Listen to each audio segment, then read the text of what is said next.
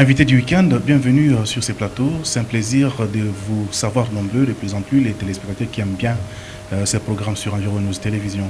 J'ai le plaisir ce matin de recevoir sur mon plateau le docteur Honoré Tabouna. Il est commissaire à la CEAC en charge de l'environnement.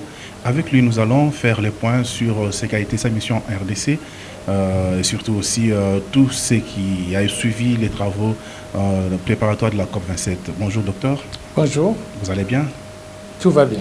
Donc à Kinshasa, vous êtes chez vous, hein? Mais partout en Afrique centrale. Ah voilà. Oui, partout en Afrique centrale, je suis bien, je suis chez moi, je suis avec les compatriotes, je suis avec tous les militants de l'intégration, du développement, tous ceux qui veulent aider les États dans la construction de leur économie. Vous êtes à Kinshasa, ça fait déjà plus d'une semaine, des travaux intenses. Je voudrais savoir quel a été l'objectif de votre visite ici? Comme j'ai l'habitude de vous dire, que chaque fois que je repasse à Environ News, c'est vraiment un plaisir parce que nous partageons les mêmes points de vue sur ce que nous voulons de notre Afrique centrale.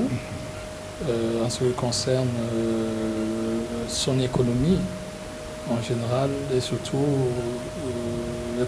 son économie en matière d'environnement, on dirait l'économie verte, on dirait l'économie bleue, mais comment donner plus de valeur économique à tout ce qu'on peut trouver en Afrique centrale au niveau de la biodiversité, au niveau des ressources non biologiques, des ressources naturelles non biologiques.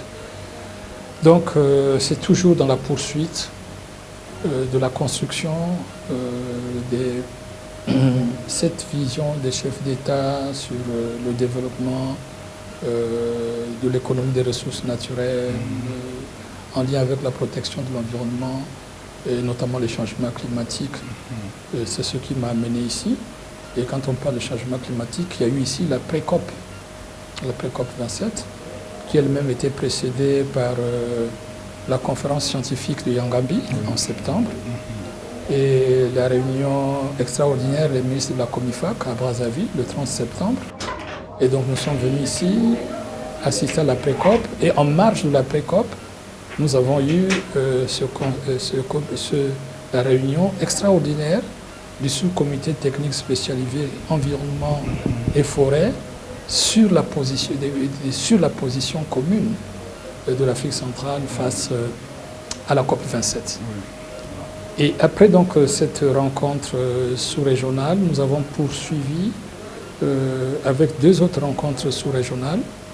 Il s'agit de l'Assemblée générale constitutive du groupe des experts sur l'évolution du climat.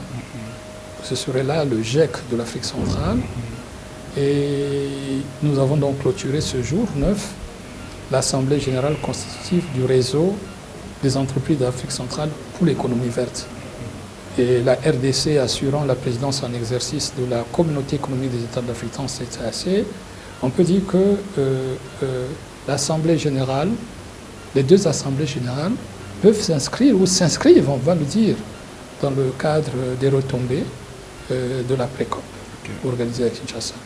Donc nous sommes venus comme objectif participer à la pré-COP, organiser cette réunion des ministres de la CEAC sur la position commune face à la COP27 et poursuivre la construction du cadre institutionnel et organisationnel de l'Afrique centrale sur les questions liées à la lutte contre les changements climatiques en lien avec le développement économique. Donc on peut appeler ça économie verte, mais c'est vraiment l'économie qui va aider la sous-région à valoriser sa biodiversité, ses ressources naturelles, sans produire du gaz à effet de serre qui contribue au réchauffement de la planète. Docteur Tabouna, vous l'avez bien dit dans votre mot, il y a eu une réunion spéciale des ministres qui a abouti à une position commune de ministres de l'Afrique centrale. Et cette position devra être présentée justement à la COP27 en Égypte. On peut savoir quand même quelles sont les grandes lignes de cette position commune? Disons que il faut d'abord dire, parce que pour que les gens comprennent, pourquoi on a choisi la position commune.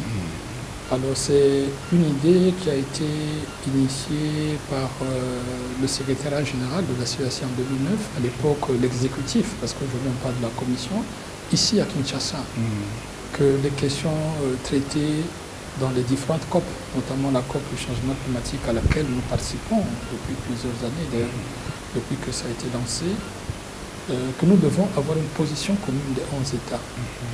C'est ce que nous continuons à faire. Donc la commission qui est en place veut perpétuer ce qui est devenu une tradition. Veut perpétuer cette tradition. Et dans le cas de cette COP, qui est une COP africaine, il nous fallait une position commune.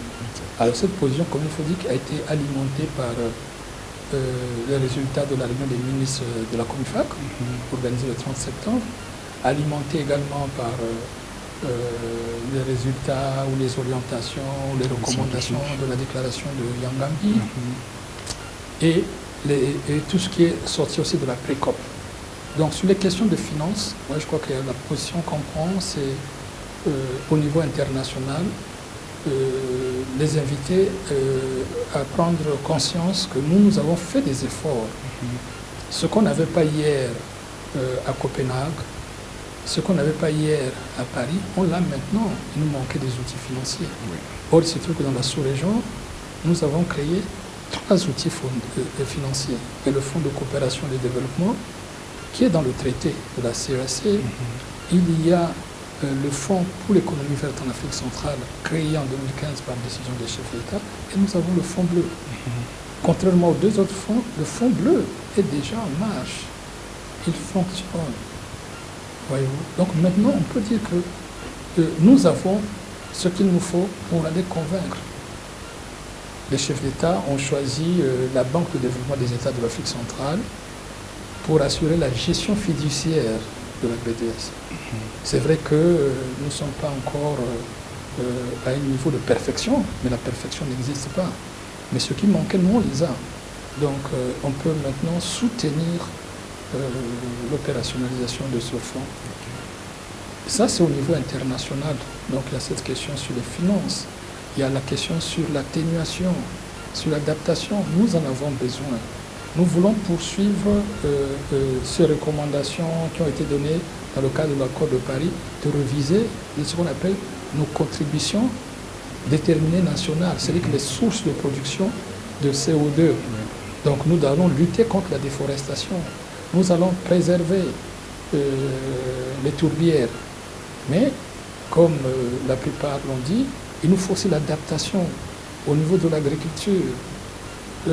Comment avoir une agriculture écologique qui est adaptée, qui résiste aux questions du changement climatique.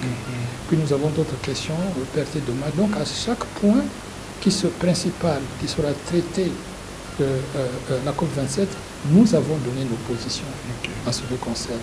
Mais ce qu'il faut retenir ici, et ça c'est surtout sur le plan interne, que de plus en plus, la question climatique est une question de développement économique. Parce que si les impacts sont écologiques, mais la cause elle est économique, c'est parce que nous utilisons des énergies fossiles qu'on est arrivé là. Or, nous voulons nous positionner comme cette sous-région solution, parce que nous avons l'hydroélectricité avec le barrage d'Inga. Nous avons l'énergie solaire avec, si on prend seulement la partie septentrionale de la sous-région. Nous avons aussi une solution, le fait qu'on a fait des efforts pour lutter contre la déforestation. Parce qu'aujourd'hui, quand on compare le massif tropical du bassin du Congo avec celui de l'Amazonie ou celui de l'Asie du Sud-Est, nous sommes la région qui a une surface forestière moins dégradée. Et aujourd'hui, ce qui fait que nous sommes devenus le premier massif forestier tropical en termes de séquestration de carbone. Donc nous rendons un service à l'humanité. Nous rendons un service à la planète entière. Donc nous voulons également, en ce qui concerne l'adaptation, pousser dans l'éco-agriculture.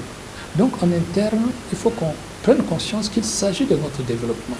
Et s'il s'agit de notre développement, nous devons partager cette vision-là avec tout le monde.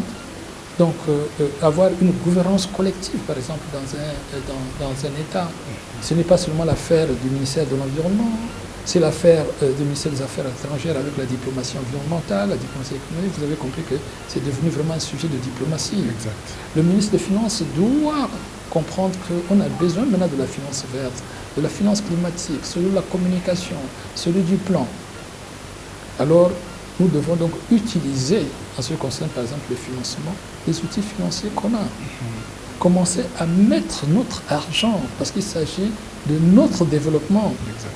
Parce que, je le dis parce qu'il y a eu tant de promesses qui n'ont jamais été tenues, parfois pompeuses, qui n'ont jamais été tenues. Alors on ne va pas continuer. Mais ces promesses, c'est aussi les États eux-mêmes qui donnent des promesses. Il faut simplement réaliser que les contributions des États par rapport à la CEAC, à la Comifac, les États eux-mêmes ne sont pas aussi en mesure d'honorer leurs engagements. Et la même chose aussi, on les voit à l'extérieur, au niveau international, des promesses pompeuses, mais qui n'apportent absolument rien. C'est un cycle vicieux quelque part. C'est pas un cercle vicieux. La CEAC a été créée depuis 1983, elle est là. Donc il y a une volonté des chefs d'État. Maintenant, il y a des étapes dans le développement de la CEAC. La CEAC doit être un retour sur investissement pour justifier la demande des investissements qu'ils font aux États. Donc nous sommes en train d'y travailler. Il fallait peut-être réforme institutionnelle, organisationnelle. C'est ce qui a été fait. Il faut maintenant convaincre les États que les États peuvent compter sur la CEAC pour atteindre l'un des objectifs qu'ils ont, sinon le seul objectif, le développement économique. La CEAC doit rédiger des programmes, ce qu'elle n'a jamais fait. Depuis 1983, elle travaille avec des programmes, disons, exogènes qui viennent d'ailleurs. Eh bien, voilà pourquoi nous sommes en train de travailler de façon qu'on puisse mériter les investissements qui viendraient des États. Si vous n'avez pas de programme, si vous ne proposez pas des actions concrètes aux États, ce serait très difficile de les convaincre parce que les États ont des priorités. Exact. Donc nous sommes en train de travailler là-dessus avec les États pour que la CEAC devienne, se présente comme un retour sur investissement. Et les États doivent le faire. C'est ce qui explique d'ailleurs pourquoi nous sommes là aujourd'hui. Quand vous venez nous interviewer, nous venons de clôturer l'Assemblée générale constitutive sur le réseau des entreprises d'Afrique centrale sur l'économie verte. Aujourd'hui, ce n'est plus de la théorie. C'est ça que les États attendent. Comment, maintenant que nous sommes une commission, nous devons faire des propositions aux États. Comment on crée de l'emploi? Comment on donne plus de valeur au fleuve Congo? Comment on donne plus de valeur au lac qu'on a? Puisque ça n'a jamais été fait, eh bien, la commission vient, et c'est ce que les États attendent. Donc nous sommes conscients, ce n'est pas pour dédouaner les États, mais je pense que si je suis là, c'est parce qu'un État a voulu que je sois là. Mais justement, c'est qu'aujourd'hui l'Afrique centrale attend, c'est cette intégration qui passe notamment par tous ces instruments que vous êtes en train d'évoquer. Mais quelque part, il y a un rôle des locomotives qui doit être vu. Et je ne sais pas, est-ce que ces rôles, selon vous, est vraiment en marche? Ben, le rôle, il est en marche, mais peut-être pas au rythme que les gens veulent. Exact. Parce que sinon la situation ne serait pas là. Elle est là depuis 1983. Si vous arrivez à Libreville, vous allez voir que sur le plan immobilier, la République gabonaise vient de nous céder un bâtiment digne d'une organisation. Depuis que nous sommes à la tête de la commission, je dis que la commission est rentrée en fonction depuis le 1er septembre 2020, il a été pris cette décision par la chef d'État d'organiser chaque année 2 sommets des chefs d'État. Nous avons organisé le sommet en janvier 2021, en juillet 2021, et en 2022, nous avons organisé un sommet en janvier, un sommet en juillet. Et le prochain sommet sera ici à Kinshasa en 2022. Nous venons de lancer tout un travail sur le cadre institutionnel. Nous avons maintenant aujourd'hui des décisions qui encadrent les relations entre la communauté et les institutions spécialisées, entre la communauté et les agences d'exécution, chose qu'on n'avait pas 39 ans après. Nous venons d'avoir maintenant des textes qui encadrent les relations entre la communauté et la société civile, chose qu'on n'avait pas. On aurait pu commencer par ça. Nous n'avons pas de politique forestière, nous sommes en train de travailler. Quand je parle seulement dans mon domaine, sans compter ce que les autres sont en train de faire, on n'avait pas une politique agricole, ou bien on a une politique agricole qui n'était pas adaptée, nous sommes en train de le faire. Il n'y avait pas de comités techniques spécialisés. Vous savez, le travail est tellement énorme, il faut s'organiser. Et nous considérons à la CAC que le cadre institutionnel de l'organisation, c'est la fondation, c'est le soubassement. Sinon la maison tombe. Nous sommes en construction et vous le savez, qu'en construction, on commence par la fondation, après c'est les étapes. Et après les étapes. Donc la vision on l'a, puisque nous avons un plan stratégique 2021-2025 qui a été adopté par le chef d'État le 27 novembre 2020 et nous travaillons sur cette base. Et qui prévoit ces plans stratégiques? Mais qu'est-ce qui prévoit ça? Vous avez déjà 5 axes pour dire qu'on a pris en compte tous les axes qui peuvent nous amener vers la résolution des problèmes. Sur les questions de paix et sécurité, vous avez un axe. Sur les questions qui nous font très mal en ce moment, les questions d'infrastructure et d'aménagement du territoire, vous avez un axe. Sur les questions de développement humain et social, vous avez un axe. Sur les questions de marché, d'intégration, la libre circulation, vous avez un département. Sur les questions d'environnement, agriculture, développement, vous avez un axe qui est porté par le département dont j'ai la charge. Et donc, tout cela, on a besoin de ça pour construire avant. Parce que si vous n'avez pas réfléchi, c'est comme, je reviens à l'approche ou bien à l'image qu'on va emprunter chez les bâtisseurs, chez les architectes. Il nous faut un plan. Qu'est-ce que vous voulez faire à court, à moyen et long terme? Et c'est ce que nous sommes en train de faire. Tout ce que nous sommes en train de faire est inscrit dans le plan stratégique. Mais cela s'est fait plus de 30 ans après. Qu'est-ce qui a fait que la sous-région puisse se réveiller maintenant? Et c'est les débats autour du climat qui vous a mis une puce à l'oreille pour vous réveiller, vous organiser? Non, c'est l'amour de la région. C'est l'amour de la région et travailler comme les autres. Vous savez, il y a... comme on dit, il vaut mieux tard que jamais, peut-être aussi, on peut dire comme ça. Donc, quand on compare, on peut le dire, mais quand on regarde aussi l'histoire des communautés économiques, l'Union européenne, c'est en 1945, mais vous voyez que jusqu'à ce jour, il y a des problèmes. Donc, nous avons notre schéma, notre voie de développement, de construction, et c'est ce que nous sommes en train de faire. Ça a été créé, on a créé l'association en 1983. Les activités ont commencé en 1983 parce que c'est très intéressant pour vous, femmes et hommes de médias, de connaître un peu l'histoire. Donc 83, lancement en 85 jusqu'à 91. Et l'association fonctionne de 91 à 98. n'a pas fonctionné parce que 7 des 11 États étaient en période de guerre. Pendant 7 ans, la guerre en Angola, ici en RDC, au Tchad, au Congo, pendant 7 ans. Enfin, ils ont 7 de 91 à 98. Et on a relancé la CAC à partir de 98.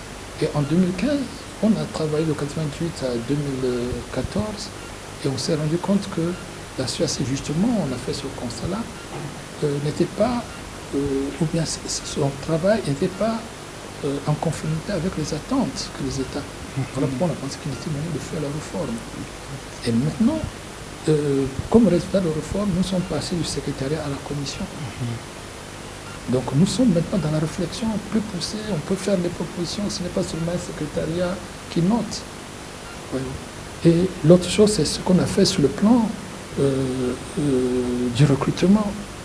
Hier, ce n'était pas par voie compétitive qu'on arrivait à être au niveau du management de la CEAC, enfin de la commission ou bien de l'exécutif, parce que quand on parle de la CEAC, c'est la communauté, c'est tout le monde, mais l'exécutif. Donc ce sont ces changements-là que nous sommes en train de faire. Et concernant par exemple le département dont j'ai la charge, j'ai 7 politiques que je dois à tout prix dont je dois coordonner l'élaboration. On n'a pas une politique forestière, vous vous rendez compte. On n'a pas une politique sur les ressources extractives, donc minières, hydrocarbures. On n'a pas une politique révisée sur les politiques agricoles et l'eau. On n'a pas une politique sur les questions foncières. À un moment donné, vous dites, mais comment on a travaillé? Mais on pense qu'on doit le faire, et c'est ce que nous sommes en train de... C'est comme ça que nous sommes en train de travailler. Après, nous aurons des stratégies. Après les stratégies, nous aurons des programmes. Je vous ai dit au début que depuis 1940, on n'avait jamais de programmes. Maintenant, on doit avoir des programmes. On a déjà listé, et maintenant, on doit travailler ces programmes. Et les programmes dont on a besoin de la CEAC vont être montés de façon qu'il y ait une rupture avec les programmes d'hier, qui étaient des programmes à durée déterminée. 4 ans, 5 ans. Non, on a une autre vision des programmes qui seront des programmes sectoriels, communautaires et peut-être permanents, pour ajouter ce mot, dont l'objectif serait, entre autres, de développer un secteur. Si je dis par exemple programme sur l'économie des déchets, c'est pour gérer le secteur des déchets, développer cette économie, pour qu'elle crée des emplois, qu'elle participe au PIB, à la croissance. Mais je pense que ce ne sont pas les bailleurs de fonds qui doivent mettre l'argent pour que ce programme fonctionne, d'autant plus que les États devraient le faire pour se rendre aussi autonomes, en quelque sorte. Absolument, absolument ce qu'on veut. C'est ça qu'on veut. Et les États sont prêts, mais parce que personne ne leur a présenté. Maintenant, on va leur présenter le projet sur le réseau. On l'a présenté au chef d'État. Voyez-vous, le projet sur... les experts sur l'évolution du climat, c'est dans les décisions des chefs d'État. Tout ce qu'on vient de faire ici s'inscrit dans le cadre de ce qu'on appelle le système de l'économie verte en Afrique centrale, dont plusieurs décisions ont été présentées aux chefs d'État en 2015, ils l'ont adopté. Donc vous voyez, oui, quand vous êtes de l'extérieur, vous allez vous rendre compte, quand vous comparez avec la CEDEAO, vous avez peut-être le retard, mais c'est relatif aussi ce retard, quand vous tournez de la sous-région sans rentrer dans les débats. Mais nous avons notre chemin à faire. Nous avons notre voie à suivre. Il y a une expression dans le royaume du Congo où on dit « ce n'est pas parce que vous êtes arrivé le premier au marché que vous ferez le meilleur chiffre d'affaires ». Voyez-vous. Donc, mais il faut mettre les bases d'une véritable construction pour que les optateurs se rendent compte que non, s'ils ont la fondation, et si elle est solide, la maison qu'ils vont construire ne va pas tomber au passage d'un petit vent. Voilà, c'est dans cet esprit que nous sommes, en étant positifs, puisque on a une démarche qui est une démarche professionnelle dans le management des organisations, qu'elles soient à but lucratif ou à but non lucratif. Et c'est comme ça que nous sommes en train de travailler. Alors aujourd'hui, on vient de mettre en place une plateforme, un réseau d'entrepreneurs qui évoluent dans le domaine de l'économie verte. Était-ce vraiment important aujourd'hui pour la sous-région, la CEAC, d'avoir un tel réseau? C'est pour quel objectif? Oui, mais vous savez, puisque nous sommes dans l'environnement, regardons la nature. Elle est organisée. Si vous n'êtes pas organisé, c'est du désordre. Vous n'arriverez pas. Il n'y a qu'à voir le corps humain. On nous a dit, on a parlé des cellules. Des cellules, vous avez les tissus. Des tissus, vous avez des organes. Après, vous avez des pareils. Après, vous avez le système. Nous sommes dans un système. Et dans ce système-là, il y a plusieurs éléments. Il faut les mettre en relation. Puisque avoir un réseau, c'est déjà l'intégration. Qui fait quoi? Parce que nous voulons aider les entreprises, mais il ne faut pas qu'elles viennent encore les disperser. Si la CEAC est une mastodonte, en face de la CEAC, il doit avoir aussi un secteur privé organisé pour qu'on travaille avec. C'est comme ça que ça se passe partout. Parce que nous n'étions pas organisés. C'est comme une équipe de football, quand elle n'est pas organisée, elle ne gagnera jamais. Donc il y a des moyens conséquents pour cela. Oui, mais les pays ont des moyens. Si les pays n'avaient pas de moyens, les pays n'existeraient pas. Il n'y a qu'à voir comment on fait pour collecter la fiscalité, pour collecter les impôts, pour connaître. La seule chose qui compte, et ce que nous voulons faire, c'est montrer aux États que nous sommes prêts, nous avons des solutions sur les questions liées au développement d'entreprises, à la création d'emplois, à la croissance. Quand on parle de l'économie verte, c'est pour toucher une économie à laquelle on n'avait jamais pensé. Parce que les marchés de ces produits-là existent. On parle de la bioénergie qui pourrait se substituer au makala, au charbon, qui est une source de déforestation. Mais les acteurs qui sont dans le secteur, il faut les identifier, les mettre ensemble.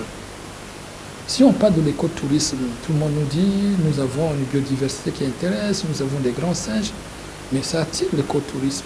Mais comment on organise? Est-ce qu'on aurait pu déjà créer des parcs zoologiques dans chaque pays?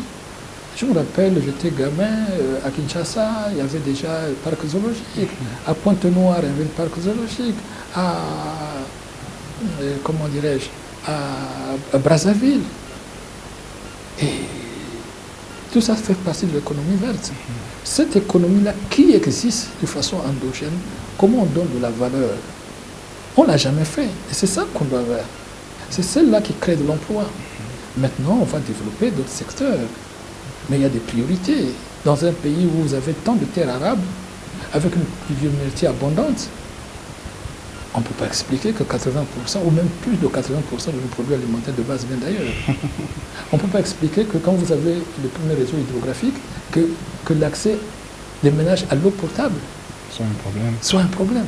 Donc ce sont ces questions sur lesquelles nous sommes en train de travailler, où nous voulons au niveau de la CEAC avoir des programmes qui n'ont qu'un seul but, résoudre les problèmes réels des États identifiés. Nous travaillons beaucoup, mais à la fin, 60 ans après, si vous n'avez pas d'eau, si vous n'avez pas d'énergie, si vous n'avez pas de route, comment? Et nous avons pris le taureau par le corps dorénavant. Chaque année, nous devons avoir des sommets extraordinaires, thématiques, sectoriels. Voilà pourquoi il a annoncé déjà un sommet extraordinaire le 25 novembre ici sur les questions maritimes, sur l'économie bleue. Après, nous aurons l'année prochaine un sommet sur les infrastructures.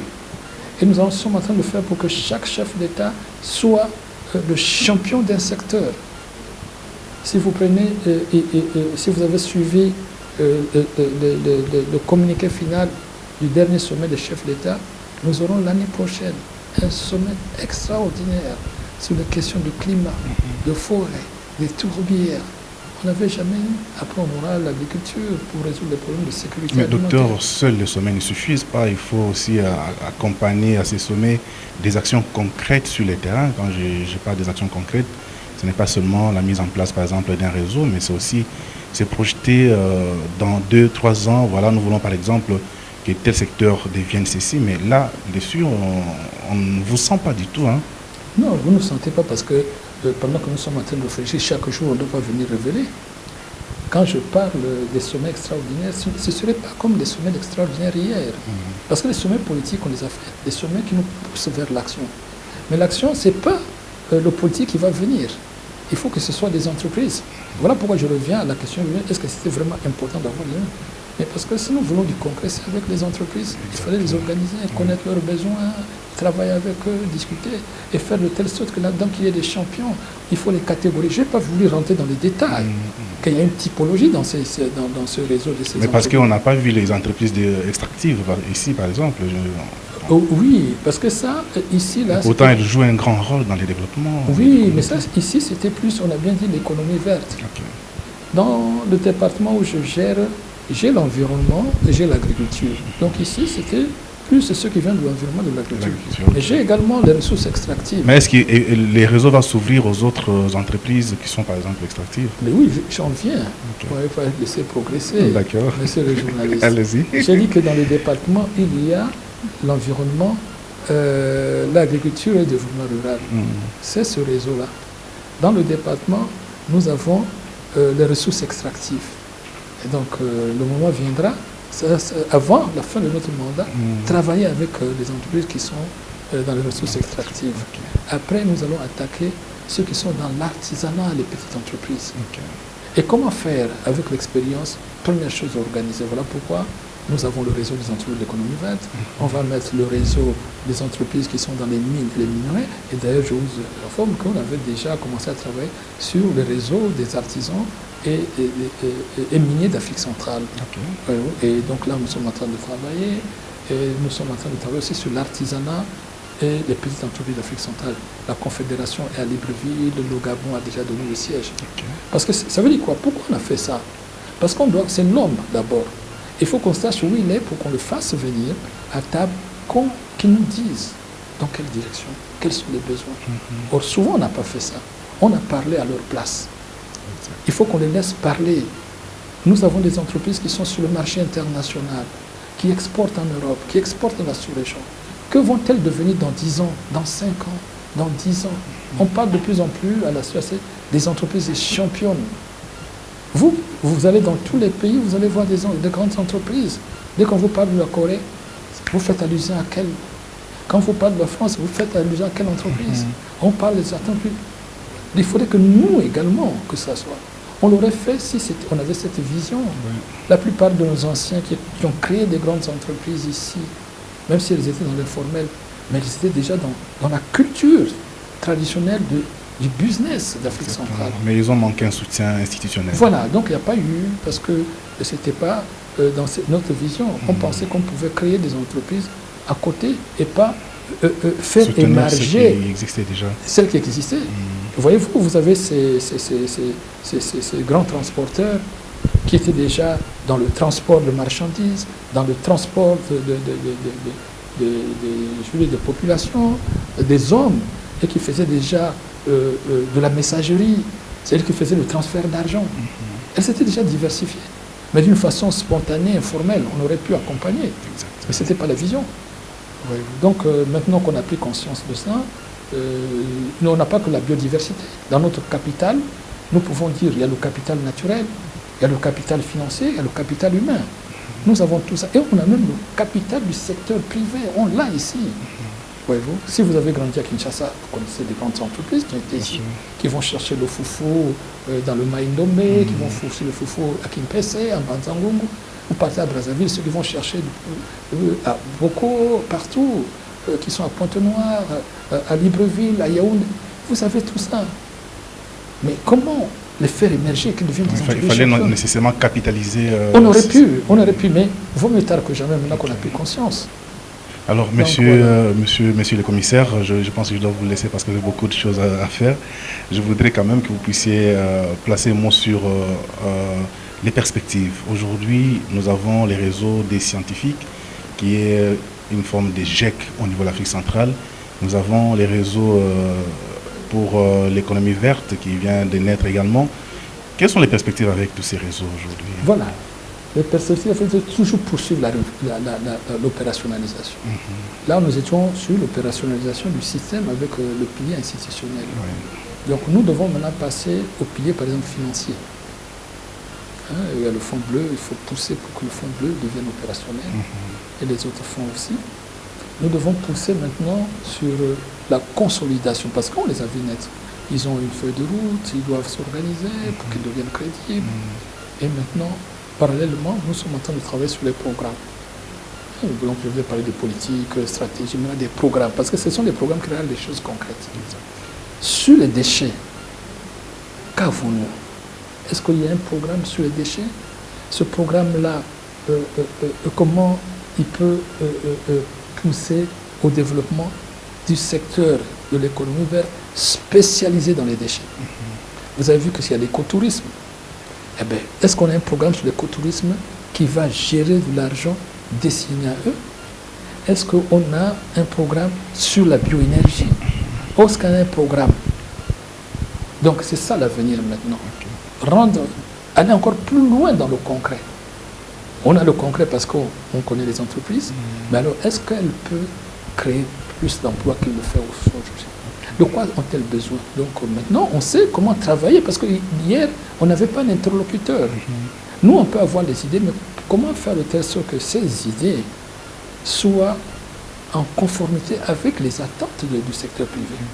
Maintenant, on sait à qui on parle. On peut maintenant les inviter à table, travailler avec nous, voici ce sur quoi nous pensons que nous devons nous diriger pour développer. Ils vont commencer à corriger. Mais disons que c'est comme ça que ça se passe partout.